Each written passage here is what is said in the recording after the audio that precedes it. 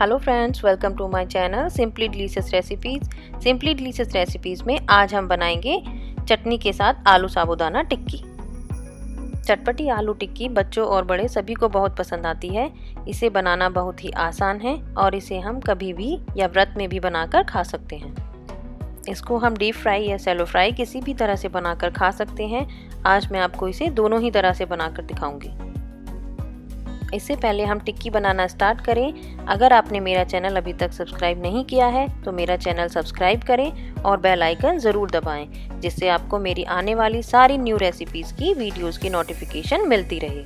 तो चलिए अब आलू साबूदाना टिक्की बनाना स्टार्ट करते हैं।